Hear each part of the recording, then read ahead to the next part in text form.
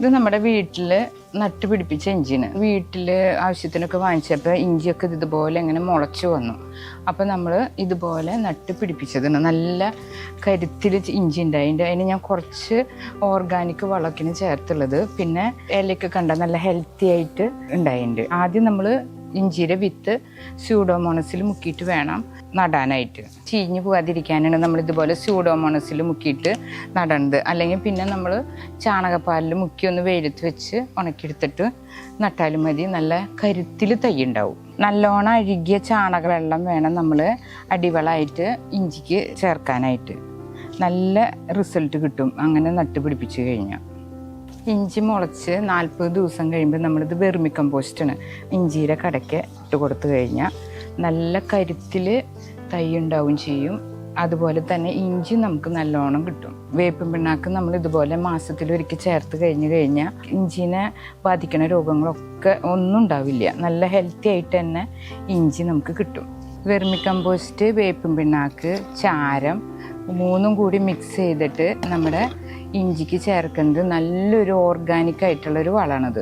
നമ്മളിത് കൃഷിക്കായിട്ടല്ല പറയാം, സാധാരണ വീടുകളിലൊക്കെ ഇഞ്ചി നടുമ്പോൾ ഈ രീതിയിൽ വേണം നട്ടുപിടിപ്പിക്കാനെന്ന് ഈ വീഡിയോയിൽ പറയുന്നത്. പിന്നെ നല്ലൊരു വളമാണ് നമ്മുടെ വേപ്പില ഉണങ്ങിയത് ഒന്ന് കൈകൊണ്ട് തന്നെ പൊടിച്ചെടുത്ത് നമ്മൾ വെണ്ണീറും കൂടി മിക്സ് ചെയ്ത് കഴിഞ്ഞ് നമ്മുടെ ഇഞ്ചിയുടെ കടയ്ക്ക് ചേർത്ത് കൊടുത്തു കഴിഞ്ഞാൽ മണ്ണിൽ ഈർപ്പം നിൽക്കും.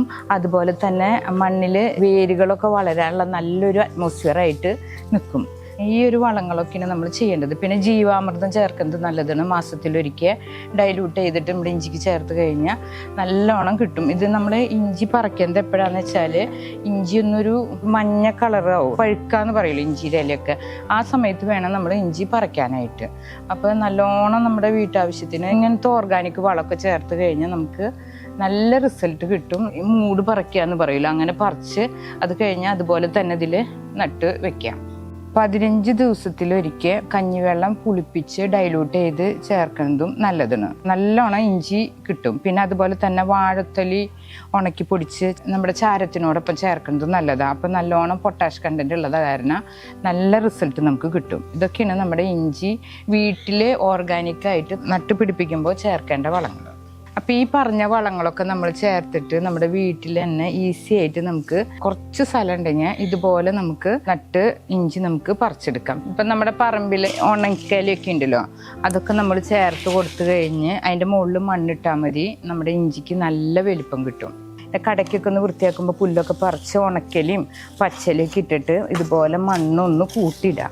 അപ്പോൾ നമ്മുടെ ഇഞ്ചി നല്ലോണം ഉണ്ടാവും. നമുക്ക് പുറത്തുനിന്നൊന്നും വാങ്ങാണ്ട് ഇഷ്ടം പോലെ ഇഞ്ചി നമുക്ക് വീട്ടിൽ തന്നെ നട്ടുപിടിപ്പിച്ച ഇഞ്ചി നമുക്ക് ഉപയോഗിക്കാം.